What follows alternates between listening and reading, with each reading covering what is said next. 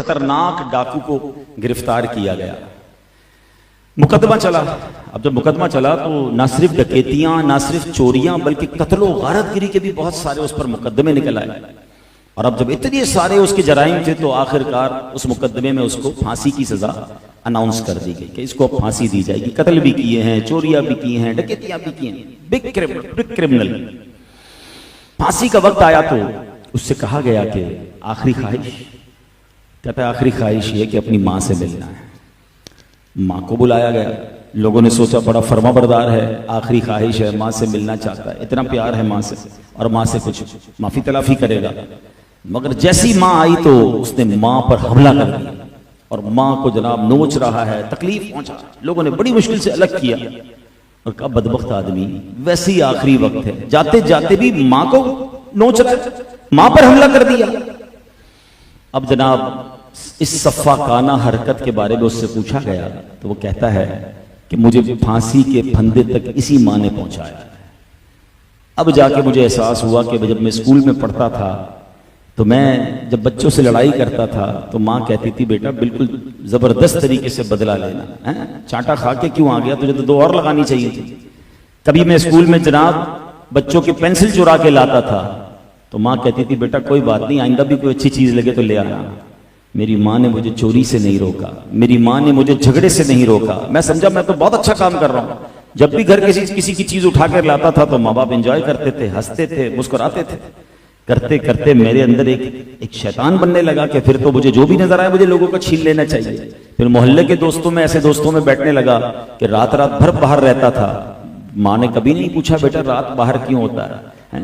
जब मैं घर में बड़ा होकर महंगी महंगी चीजें लाने लगा तो घर वाले खुशी खुशी इंजॉय करते थे। कोई नहीं पूछता था कि मोटरसाइकिल कहां से आ गई, तो गाड़ी कहां से आ गई। हालांकि मैं सब डकैती और चोरी और गलत कामों के जरिए कमा रहा था। और फिर एक वक्त आया कि मैं फिर और बड़े पैमाने पर बड़ा डाकू बन गया, कातिल भी बन गया और आज फांसी के फंदे पर पहुंच गया।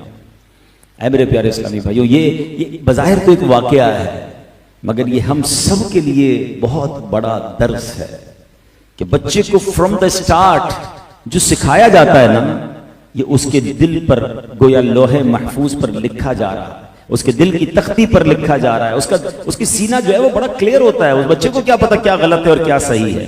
याद रखिए इमाम गजाली रहमतुल्लाह तआला अलैह फरमाते हैं बच्चों की तरबियत अहम और ताकीदी उमूर में से है। बच्चा वालिदैन के पास एक अमानत है। उसका पाक दिल एक ऐसा जौहर नायाब है जो हर नक्शो सूरत से खाली है। मेरी जबान से लोहे महफूज निकला। लोहे महफूज तो यकीनन सुभान अल्लाह ये तो एक बड़ी मुकद्दस किताब है, लेकिन उसके जो दिल होता है ना वो साफ कागज, एक लोहे यानी समझिए ब्लैंक पेपर होता है। इमाम गजाली फरमाते हैं कि बच्चा वालिदैन के पास एक अमानत होता है और अब जो उसको सिखाया जाता है, जिस तरफ माइल किया जाता है, बच्चा उस तरफ माइल हो जाता है। अगर ऐसे अच्छी बातों की आदत डाली जाए, बेहतरीन तालीम और तरबियत दी जाए तो बच्चा माशाल्लाह बड़ा नेक होता है। देखे ना, अब यहाँ हमारे सामने एक बच्चा बैठा है, सर पर इमामा है, कितना खूबसूरत लिबास पहना है, किसी ने तरबियत की ना। हम दावतों में जाते हैं, हमें ऐसे ऐसे बच्चे मिलते हैं और ऐसे लिबास में मिलते हैं, हम खुद हैरान हो जाते हैं कि पता नहीं मुसलमान का बच्चा है भी कि नहीं। उस बच्चे का क्या कसूर है? यानी आप देखें आपको 2 किस्म के बच्चे मिलेंगे। आपको कहीं बच्चे ऐसे मिलेंगे जो आपको आकर बड़े अदब से मिलेंगे, बुजुर्गों का हाथ चूमते नजर आएंगे, सलाम करते नजर आएंगे। थोड़ी देर बाद उनकी जबान पर कोई अल्लाह रसूल की बात होगी, कोई नाच शरीफ पढ़ रहा होगा। कुछ बच्चे मिलेंगे जो दावतों में नाच रहे होंगे, गालियां दे रहे होंगे। इसमें क्लियरिटी समझ आ रही है कि ये इन बच्चों के पीछे का जो माहौल है ना वो उस पर इंपैक्ट क्रिएट कर रहा है। बच्चा याद रखिए माहौल से सीखता है। आप देखें जिन घरों में नमाजें होती हैं, छोटे छोटे बच्चे सर पर टोपी रखेंगे, हैं, दादा के साथ अब्बू के साथ आकर जा नमाज पे खड़े हो जाए। नमाज पढ़ना आती नहीं उनको बट वो कॉपी कर रहे हैं। छोटी बच्ची होगी वो दुपट्टा पहनेगी, हैं, और दुपट्टा पहनना भी नहीं आ रहा होगा मगर वो कभी नानी के साथ अम्मी के साथ आकर जा नमाज पर खड़ी हो जाए। क्यों? वो देख रही है, वो सीख रही है। अब जिस घर में नमाज ही नहीं है, जिस घर में सारा दिन नाच गाने हैं, जिस घर में सारा दिन फिल्में हैं, सुबह से लेकर शाम तक म्यूजिक है, बाप को जब भी देखा बच्चों ने किसी को गाली देते ही देखा, बाप को जब भी देखा उसने झूठ बोलते देखा, माँ को जब भी देखा उसने किसी और की बुराई करते ही देखा। वो औरत और बच्चे की क्या तरबियत हो रही है? हम सोच नहीं रहे कि ये बच्चे ही हमारा सरमाया है।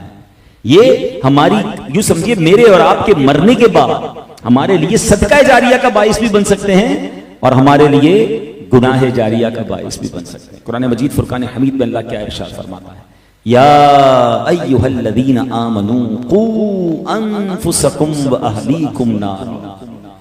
ऐ ईमान वालो, याद रखिए जितनी आयतें ऐ ईमान वालो कहकर है ना बड़ी इंपॉर्टेंट है। अल्लाह करीम ने 6600 से ज्यादा आयतें कुरान में, मगर ओनली 89 टाइम्स ही डायरेक्टली ऑर्डर्ड, डायरेक्टली उसने बात की ईमान वालों से, सिर्फ 89 टाइम्स। पूरे 6600 आयतों में ये 89 आयतें तो पहले पढ़ लीजिए जनाब। अगर अभी तक नहीं पढ़ी तो मुझे ये दिल में धचका होना चाहिए कि अल्लाह ने मुझसे क्या बात की, अभी तक मैंने नहीं पढ़ा है। तो ये 89 आयतें अलग से भी आपको माशाल्लाह सजेस्ट कर देता हूं। बुक का नाम, किताब का नाम भी ए ईमान वालो है, दावत इस्लामी ने जारी कर दी है। वो 89 आयतें अलग कर दी गई हैं, उसका तर्जमा भी है और उसकी तफसीर भी है, वेरी शॉर्ट। एवरी आयत 2-3 पेजेस पढ़ ले, अगले 2-3 महीनों में आप कम से कम ये तो कह सकेंगे कि यार अल्लाह ने जो मुझसे बात की ना कुरान में, वो मैंने डायरेक्टली वो तो पढ़ ली। अब ये उनमें से वन ऑफ देम आयत है, वो एक आयत।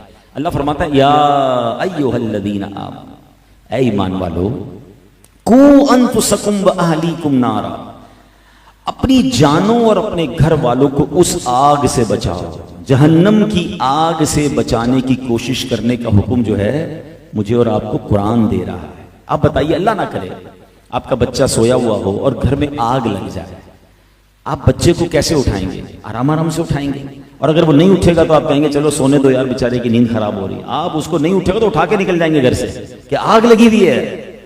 मगर फजर की नमाज के वक्त बच्चा सोया है तो हमारे पास उठाने का टाइम नहीं, बल्कि वालिद को खुद नहीं उठना तो वो बच्चे को क्या उठाएगा? बच्चा हमारे सामने गलत काम कर रहा है मगर हम कहते हैं यार अभी बच्चा है। कुरान कह रहा है अपने घर वालों को, अपनी फैमिली को आग से बचाओ। तो जिस तरह दुनिया की आग लगने पर हम जबरदस्ती मिन्नत करके कुछ भी करके उसको बचाते हैं, अगर मेरी फैमिली में कोई मेरा फैमिली मेंबर है और खास तौर पे मेरी औलाद है और मुझे लग रहा है कि ये गलत कामों की तरफ जा रही है, तो वालिद और वालिदा की जिम्मेदारी बनती है, एक हद तक जिम्मेदारी बनती है कि हम उसको रोकें, उसको बचाएं, उसकी तरबियत करें। और खुदा की कसम जिसकी औलाद नेक है, मैं समझता हूं दुनिया की सबसे बड़ी दौलत जो है ना, हम समझते पैसा है, हम समझते दुनिया में जनाब मेरा नाम हो गया, आपके पास अरबों रुपए हैं, अगर औलाद ना फरमान है ना तो आपको अंदाजा ही नहीं कि दुख किया है। पूछो उन माँ बाप से जिनकी औलाद ना फरमान है, जो माँ बाप की इज्जत नहीं करती, जो माँ बाप उनको देख कर रो रहे होते हैं, पैसे बहुत है मगर बेटा उनके सामने जो है उनके ऊंची आवाज में बात करता है, माँ बाप का अदब नहीं करता, रातें किधर गुजर रही है माँ बाप को पता नहीं, उनको ये खौफ रहता है मेरा ये माल मेरे मरने के बाद औलाद किस जगह खर्च करेगी। ये दुख बहुत बड़ा है, अल्लाह किसी दुश्मन को भी औलाद का दुख न दिखाए।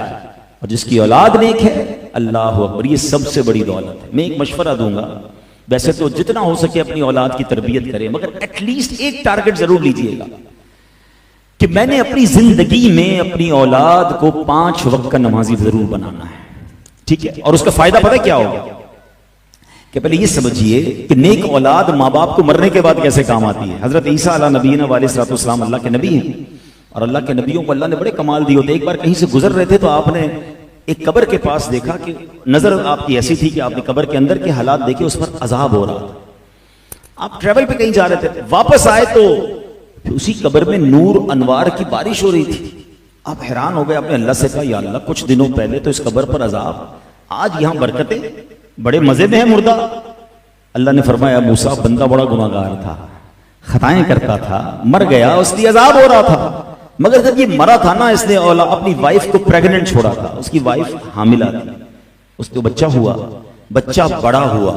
और ऐ मूसा जब बच्चा वो बड़ा होके मदरसे में गया ना, उसने मुझे कारी साहब ने कहा पढ़ो बिस्मिल्लाहिर्रहमानिर्रहीम, उस बच्चे ने पढ़ा बिस्मिल्लाहिर्रहमानिर्रहीम। ऐ मूसा मुझे, ऐ ईसा मुझे हया आई कि मैं उसके बाप को जमीन के अंदर अजाब दूं जिसका बेटा मुझे जमीन के ऊपर रहमान और रहीम के नाम से पुकार रहा है। सिर्फ बेटे के बिस्मिल्लाहिर्रहमानिर्रहीम पढ़ने की बरकत से उसके वालिद की बख्शिश हो गई। औलाद नेक होना तो वारे नहीं आ रहे हैं। हाँ, कब्र में कयामत तक आपको ये समझिए बरकतें ही बरकतें हैं। बेटा दुआएं करने वाला हो, बेटी दुआएं करने वाली हो, इबादत करने वाली हो। लेकिन हम कहते हैं नहीं फला यूनिवर्सिटी में पढ़ लेगा ना तो बड़ा डिप्लोमा मिल जाएगा, बड़ी सर्टिफिकेट। हमें ये फिक्र जरूर है कि मेरा बेटा जनाब ये तालीम हासिल कर ले। ना कुरान सिखाते हैं, ना नमाज सिखाते हैं, ना दीन सिखाते हैं। आपको एक और बड़ी हार्ट टचिंग बात कह देता हूं, अकलमंद ये जुमला पिक कर लेंगे। जब बेटा बड़ा अफसर बन जाता है ना, दुनिया की कोई बहुत बड़ी डिग्री हासिल कर लेता है, मैं सबके लिए नहीं कह रहा, मेजॉरिटी की बात हो रही है, तो बाज औकात माँ बाप डरते हैं कि बेटे को बुरा ना लग जाए, मेरा बेटा बड़ा अफसर है, मेरा बेटा बड़ा डॉक्टर है, मेरा बेटा बड़ा पुलिस वाला बन गया है, बड़ा अफसर, बहुत बड़ा आदमी है, माँ बाप डरते हुए बात कर रहे हैं। लेकिन अगर बेटा आलिम दीन बन जाए ना, बेटा मुफ्ती बन जाए, बेटा वाकई दीनदार बन जाए, तो बेटे को हमेशा डर लगता है मेरे माँ बाप नाराज ना हो जाए। फर्क है ना। मैं नहीं कहता सारे एजुकेटेड लोग ऐसे होते हैं, मगर मेजॉरिटी की बात, क्योंकि जब कुरान और हदीस बंदा पढ़ता है ना तो उसको पता चलता है कि माँ बाप के हुकूक क्या है। मेरा तो सब कुछ मेरे माँ बाप हैं, अरे ये राजी होंगे तो रब राजी होगा, और ये नाराज हो गए तो रब नाराज हो जाएगा। वो दुनिया में सबसे ज्यादा आपको खुश करने की कोशिश करेगा अगर आपने वाकई उसे कुरान और सुन्नत सिखाया होगा। लोग परेशान होते हैं कि यार मैंने अपने बेटे को दीनदार तो बना दिया मगर मेरी फरमाबरदारी ही खत्म हो गई। एक बड़ा खूबसूरत जुमला है, तुम अपने बेटे को दीन के हवाले कर दो, दीन वो बेटा तरबियत करके तुम्हारे हवाले कर देगा। तो सबसे पहले अपनी औलाद की शरीयत के मुताबिक तरबियत करें। मैं जुमला कह रहा था कि अपनी औलाद को कम से कम 5 वक्त का नमाजी जरूर बनाइएगा। इसका पता है फायदा क्या होगा? आपके मेरे मरने के बाद वो बेशक हमारी कब्र पर आए ना आए, मगर वो रोजाना 5 वक्त बावुजू किबला रू होकर दिन में कई बार पता है क्या पड़ेगा? रब्बना ग़फ़िरली वली वालिदैया वलिल मुमिनीन यौम यक़ूमुल हिसाब। किस हालत में पड़ेगा?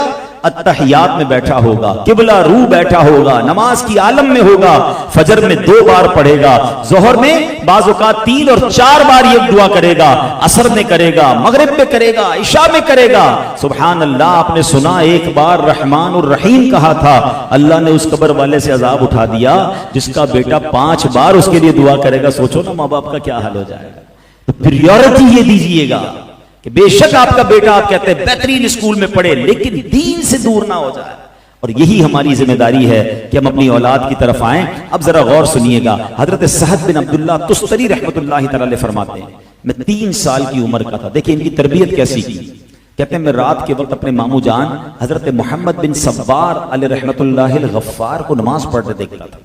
एक दिन उन्होंने मुझे कहा कि बेटा क्या तू उस रब को याद नहीं करता जिसने तुझे पैदा किया है? मैंने पूछा मैं अपने रब को कैसे याद करूं? छोटा था।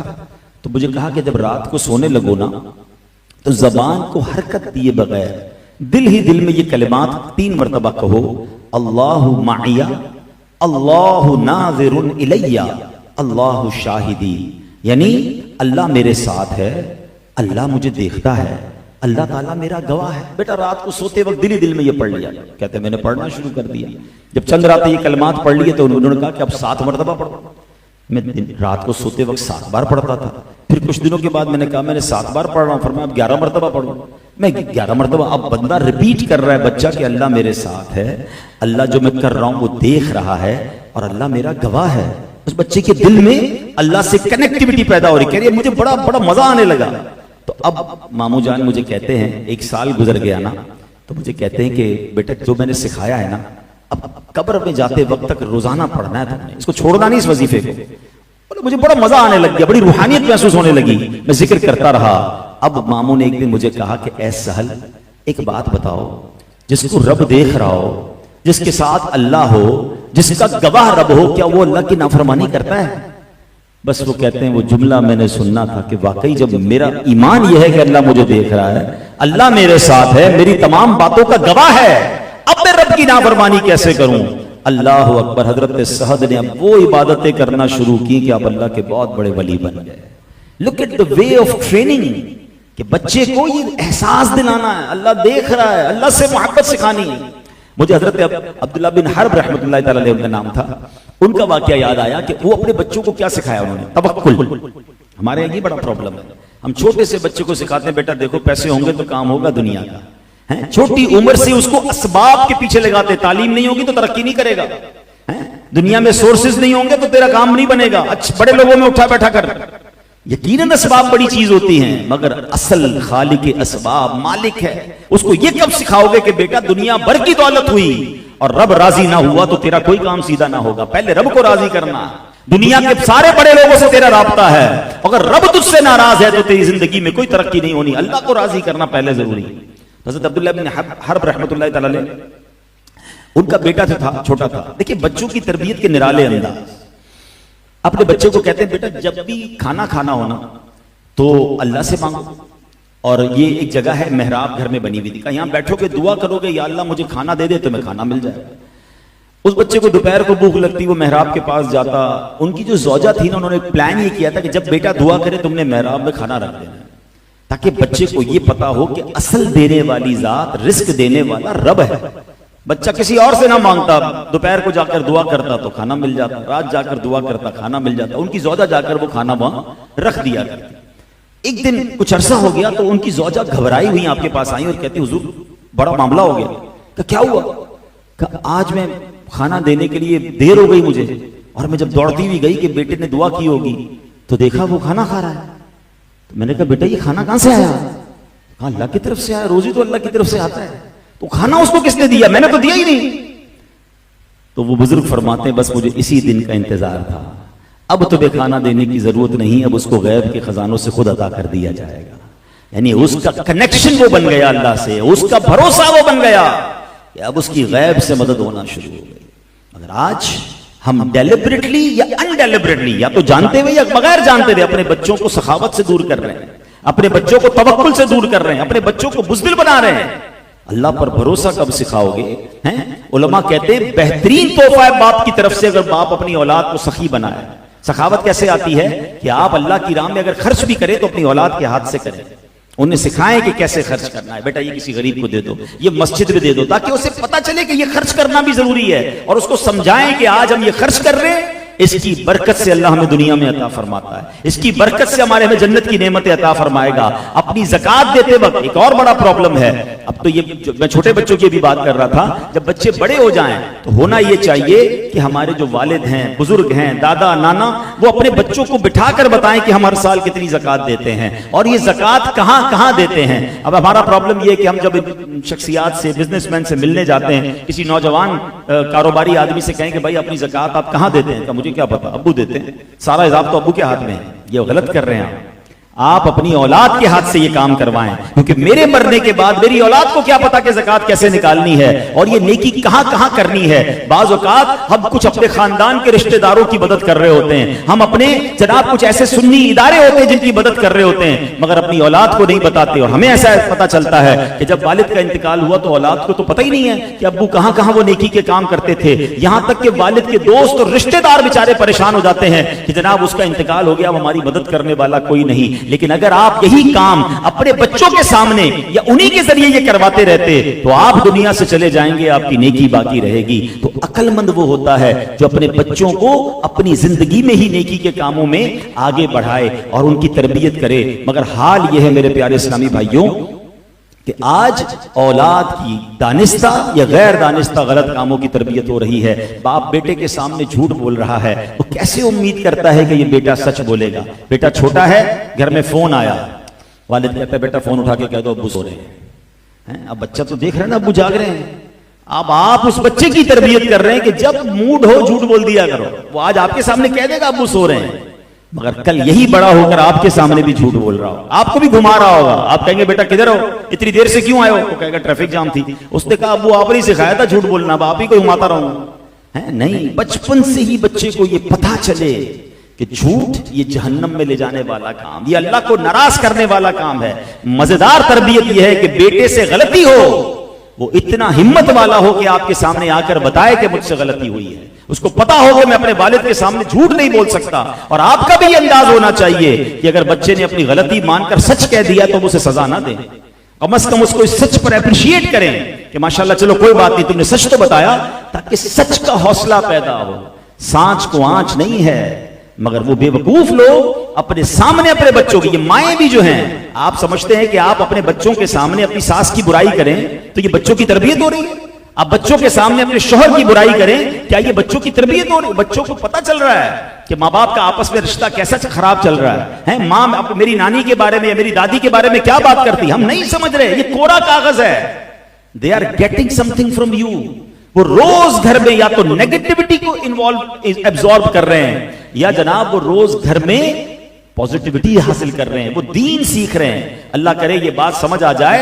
लेकिन ये जो लालच है ना, ये कितनी बुरी बला है और किस तरह दुनिया में इंसान बर्बाद होता है। मैं आपको एक वाकया सुनाता हूं, फिर इंशाअल्लाह अपने बयान को कंक्लूड करता हूं कि ये जो माल की मोहब्बत आजकल सिखाई जा रही है, लालच जो दिलों में उतारी जा रही है, खुदारा कभी अपने बच्चे को माल का लालची मत बनाइएगा। उसको दीन सीखने वाला और जिस कहते हैं सखी दिल हो, है माल की मोहब्बत की बजाय अल्लाह और उसके रसूल से मोहब्बत आप दे दे, माल कहीं नहीं जाता, जो नसीब में है वो मिलकर रहेगा। लेकिन अगर औलाद अगर सिर्फ माल के पीछे भागती रही तो फिर वो हलाल और हराम की तमीज भी उठा देगी। हजरत ईसा नबीना अलैहिस्सलाम का वाक़या, वेरी अमेजिंग स्टोरी, जरा गौर से सुनिएगा। उनकी खिदमत में एक आदमी ने अर्ज की, हुजूर आप अल्लाह के नबी हैं, इतनी अजीम हस्ती हैं, मैं आपके साथ कुछ वक्त गुजारना चाहता हूं, आपकी खिदमत में रहूंगा, आपकी गुलामी इख्तियार करूंगा, आप मुझे मौका दे दें। आपने उसको इजाजत दे दी कि चलो ठीक है, साथ रहो। सफर पे कहीं जा रहे थे, हजरत ईसा बड़े सादा रहते थे, उनके साथ कोई बहुत साजो सामान नहीं होता था, बड़ी गुर्बत वाली, बड़ी फक्र फाका वाली, अल्लाह वाली जिंदगी उनकी, अब कमाल की जिंदगी थी। तो वो कहीं जा रहे थे, तो नहर के किनारे पहुंचे। आपने कहा कि चलो खाना खा लेते हैं। हजरत ईसा अलैहिस्सलाम ने खाना हाथ वगैरह धोए और खाना जब लगाया गया तो आपके पास 3 रोटियां थी। एक रोटी आपने खाई, एक रोटी उस मुसाफिर ने खाई। आप जब नहर से पानी पीने गए तो उस साथी ने वो रोटी छुपा ली। अब उसने देखा है 3 रोटियां, अभी खा लिया, आगे आगे क्या खाऊंगा। दिमाग में उसी को पहले दिन ही घबराहट शुरू हो गई। तवक्कुल ना हो तो इंसान यही सोचता ना कल क्या होगा, परसों क्या होगा। अब ये माशाल्लाह बच्चे की विलादत पर, अकीके पर ये महफिल है, वरना कुछ लोगों को देखा बच्चा पैदा होते उनकी टेंशन शुरू हो जाती है? खुशी की बजाय टेंशन, अल्लाह अकबर ये बड़ा होगा तो क्या होगा, इसकी पढ़ाई का क्या होगा, बच्ची पैदा हो गई तो इसके रिश्ते का क्या होगा, घबराहट अभी से शुरू। अल्लाह के बंदो, जिसने औलाद दी है वही सारा इंतजाम फरमाएगा। मुझे भी उसी ने पाला पोसा है, मुझे भी यहां तक उसने पहुंचाया। औलाद दी है तो रिस्क भी उसी ने देना, किस्मत भी उसी ने अता करनी। घबराहट किस बात की है? अल्लाह पर भरोसा रखो ना। ये जो कल परसों, साल बाद, 2 साल बाद की टेंशनें पालते हैं, मिलता कुछ नहीं, शुगर या डायबिटिक या ब्लड प्रेशर के मरीज ही बनते हैं। तो ये ना किया करें, अल्लाह पर छोड़ें। हाँ, अल्लाह पर भरोसा रखें। अल्लाह पर भरोसा सीखना हो तो हदीस पाक बड़ी प्यारी है। अल्लाह के नबी अलैहिस्सलाम फरमाते, जिसका मजमून है, अगर तुम अल्लाह पर ऐसा भरोसा करो जैसा भरोसा करने का हक है, अल्लाह तुम्हें ऐसे रोजी देगा जैसे परिंदों को रिस्क अता फरमाता है। आपको पता है परिंदे कैसे रिस्क लेते हैं? सुबह परिंदे, और दुनिया में परिंदे कितने, ये अलग एक पूरी तहकीक है कि जितने दुनिया में इंसान होते हैं ना, हर वक्त मल्टीप्लाई बाय 10 उतने जानवर होते हैं। यानी अगर 8 अरब मुसलमान हैं तो 80 अरब जानवर हैं, और मल्टीप्लाई बाय 10 उतने परिंदे होते हैं। 800 अरब अप्रोक्सीमेटली परिंदे इस दुनिया में मौजूद हैं। और ये अलग डिबेट है, वो रहते कहां हैं? वो रहते दरख्तों में जो हम काटी जा रहे हैं। कराची में तो परिंदे देखने को नहीं मिल रहे। कराची वालों ऐसा ना करो, हम छोटे थे तो हमें कोयल की आवाज भी आती थी, हमें मैना भी देखने को मिलती थी, तितलियां भी देखने को मिलती थी। अब तो हमारे बच्चों ने तो ये भी नहीं देखा, पता ही वो समझे किताबों में होती है, बाकी शहरों में नहीं होते ये परिंदे। ऐसा ना करें, दरख्त लगाएं। ये दरख्त उनकी कॉलोनियां हैं, अपनी कॉलोनियों के लिए उनकी कॉलोनियां खत्म कर दें। बहरहाल, तो ये 800 अरब परिंदे कैसे खाते हैं? कभी देखा किसी घोंसले में कोई कबट बनी हुई हो, 5 दिन का चारा उसके अंदर हो? एक परिंदा भी कुछ नहीं बचाता है। सुबह सारे खाली पेट घोंसले से निकलते हैं, शाम वापस आते हैं, अल्लाह ने सबको रोजी दे दी होती है। जो रब 800 अरब परिंदों को रोज खाना दे रहा है, वो मुझे नहीं देगा, मैं तो अशरफुल मखलूकात हूं। बस तवक्कुल की कमी है। तो अब हजरत ईसा का साथी क्या करता है? रोटी छुपा ली, है 3, हजरत ने एक खा ली, एक मैंने खा ली, कल क्या खाएंगे उसने छुपा ली। हजरत ईसा ने कहा कि वो रोटी कहां गई? कहते मुझे नहीं मालूम, झूठ बोलता। आप आगे चले। रास्ते में एक हिरनी मिली जिसके 2 बच्चे थे। आपने हिरनी के एक बच्चे को अपने पास बुलाया, वो बच्चा आ गया, आपने उसे ज़िबा किया और उसको भूना गोश्त को खाना खाया, दोनों ने मिलकर खाया। वो तो सोच रहा था ना रोटी खत्म हो जाएगी, आपको तो हिरनी का बच्चा मिल गया, दोनों ने खाया। खाना खाने के बाद आपने हड्डियों को जमा किया और फरमाया कुम बिइज़्निल्लाह, अल्लाह के हुक्म से खड़ा हो जा। अल्लाह की शान देखें, हजरत ईसा का मौजज़ा, वो हिरनी का बच्चा फिर खड़ा होकर दौड़ना शुरू हो गया। खा भी लिया आपने खाना, हिरनी का बच्चा फिर खड़ा हो गया। तो आपने उस शख्स से कहा कि उस रब अज़्ज़ व जल की कसम जिसने मुझे ये मौजज़ा दिखाने की ताकत दी, बता वो तीसरी रोटी कहां गई? वो कहता है मुझे नहीं मालूम। आपने कहा चलो आगे चलते। आपने एक शख्स का हाथ पकड़ा, दरिया ऐसा, और आपने हाथ पकड़ा और दरिया के ऊपर चलते हुए आपने क्रॉस कर दिया पूरा दरिया। जब क्रॉस कर गए तो आपने फरमाया उस खुदा की कसम जिसने मुझे ये मौजज़ा अता फरमाया, सच बता वो तीसरी रोटी कहां? वो बंदा कहते रहे एक झूठ बोल दे अब उसको उस बात को छुपाने के लिए होता होगा कि आप में से कोई भी कभी झूठ क्यों बोले भाई, हो गई गलती बता दें।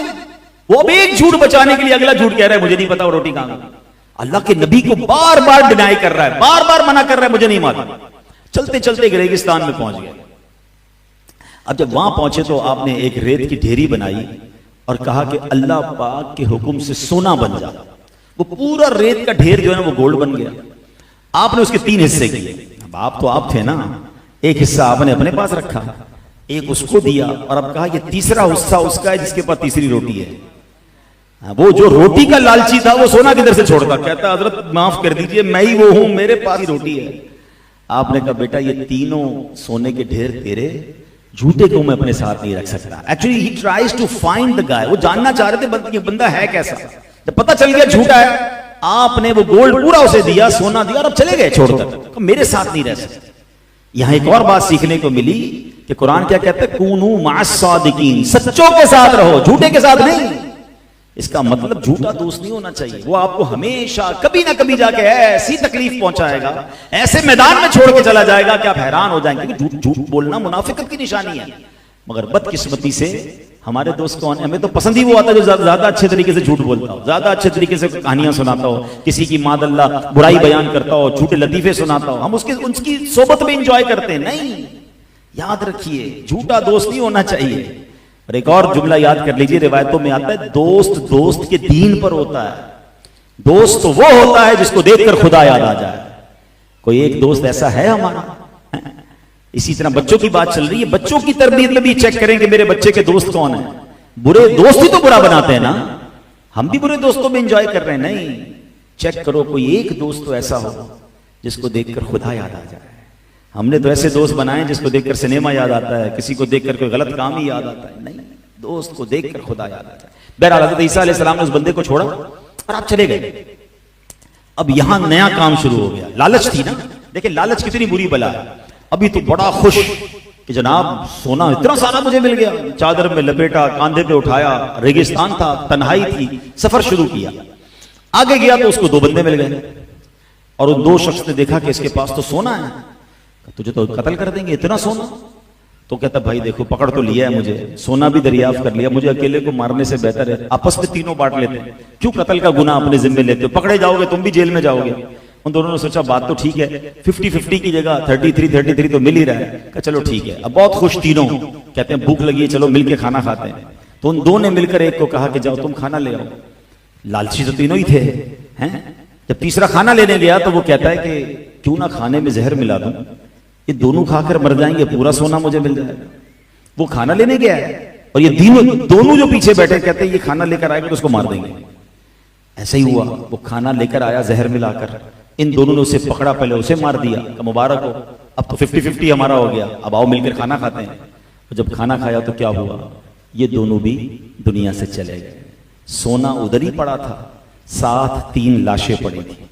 हजरत ईसा अपना काम से फारिग होकर फिर उस रेगिस्तान से गुजरे।